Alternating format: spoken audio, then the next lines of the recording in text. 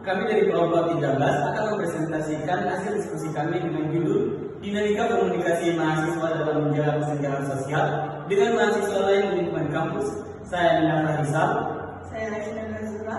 Saya Putri Ramadhana. Baiklah, di sini kami akan mempresentasikan hasil diskusi kami. Baik, di sini saya akan menjelaskan judul makalah kami yang tadi, yaitu Dinamika Komunikasi Mahasiswa dalam Menjaga Kesenjangan Sosial dengan Mahasiswa Lain di Lingkungan Kampus. Kita tahu bahwa perguruan tinggi sebagai institusi penting dalam membentuk generasi intelektual dan sosial. Kampus adalah miniatur masyarakat dengan mahasiswa dari berbagai latar belakang sosial, budaya, ekonomi, dan geografis. Keberagaman ini dapat menciptakan interaksi sosial yang kaya, namun juga berpotensi menimbulkan kesenjangan sosial atau perbedaan gaya hidup, akses fasilitas, pergaulan eksklusif, dan kelompok homogen. Kesenjangan sosial berdampak pada hubungan interpersonal, iklim akademik, dan sosial. Komunikasi yang efektif juga menjadi jembatan untuk pemahaman, solidaritas, dan mengurangi kesenjangan sosial. Dinamika komunikasi mahasiswa tidak hanya tentang penyampaian pesan, tetapi juga menyampaikan bagaimana nilai-nilai sosial dibentuk, dikomunikasikan, dan diinternalasikan.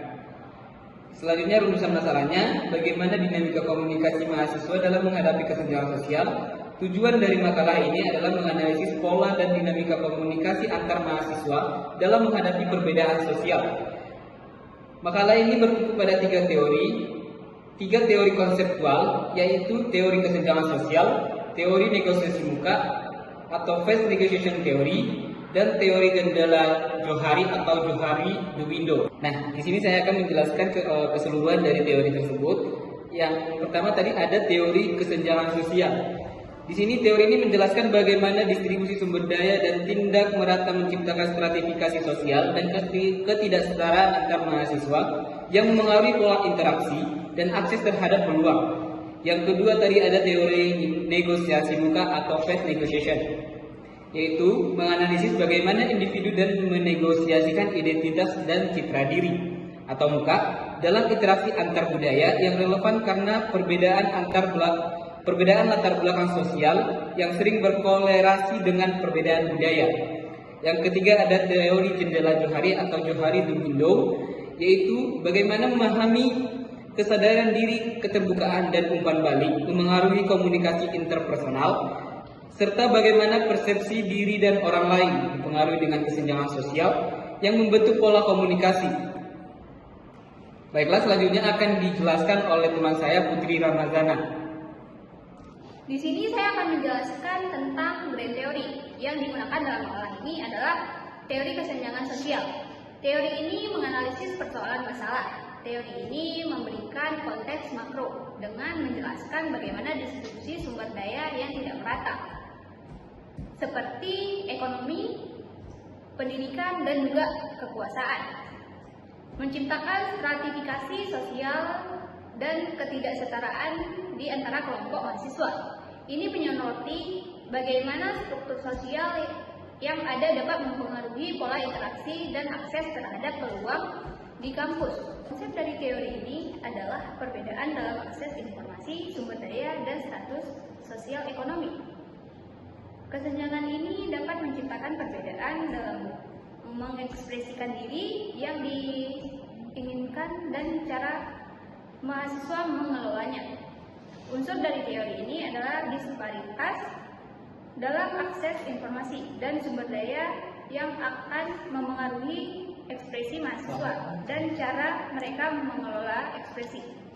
Ini akan memengaruhi interaksi mereka dengan mahasiswa lain. Mahasiswa dari latar belakang ekonomi yang lebih rendah mungkin memiliki area buta dan tersembunyi yang lebih besar dalam window Johari. Dan kesenjangan dalam akses informasi dapat memperkuat perbedaan ini. Baik, saya akan melanjutkan penjelasan teman saya yang sebelumnya. Di sini saya akan menjelaskan tentang landasan konseptual yang menggabungkan yang menjelaskan tentang teori pertama, yaitu teori kesenjangan sosial, kedua yaitu teori window Johari, yang ketiga yaitu negosiasi muka. Selanjutnya saya akan melanjutkan tentang analisis dinamika komunikasi mahasiswa yang berasal dari latar belakang berbeda. berbeda, mungkin memiliki persepsi ekspresi wajah yang berbeda dan menggunakan strategi crosswalk yang berbeda. Kesenjangan dalam akses informasi dapat memperkuat perbedaan. Komunikasi yang efektif dan empati dapat mengurangi kesenjangan ini, sedangkan komunikasi yang tidak sensitif dapat memperkuatnya. Program-program kampus yang meningkatkan kesadaran diri dan mendorong interaksi antara kelompok mahasiswa dapat membantu mengurangi kesenjangan sosial. Kesimpulan dari makalah ini, komunikasi memegang peran penting dalam menjembatani kesenjangan sosial di lingkungan kampus yang beragam. Kesenjangan sosial dapat memicu keterasingan dan inferioritas pada sebagian mahasiswa.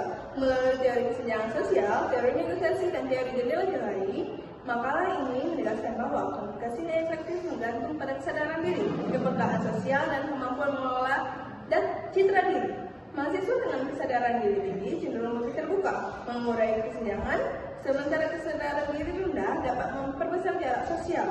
Untuk mengurangi kesenjangan, dibutuhkan upaya kolektif melalui program yang mendorong keterbukaan interaktif lintas kelompok sosial, serta pelatihan komunikasi internasional yang empatik. Komunikasi inklusif akan memungkinkan pertukaran pengalaman dan terciptanya kesetaraan di kampus. Mahasiswa diharapkan menjadi agen perubahan dalam menciptakan lingkungan akademik yang adil, inklusif, dan mendukung perkembangan semua pihak tanpa memandang latar belakang sosial ekonomi. Sekian, terima kasih. Assalamualaikum warahmatullahi wabarakatuh.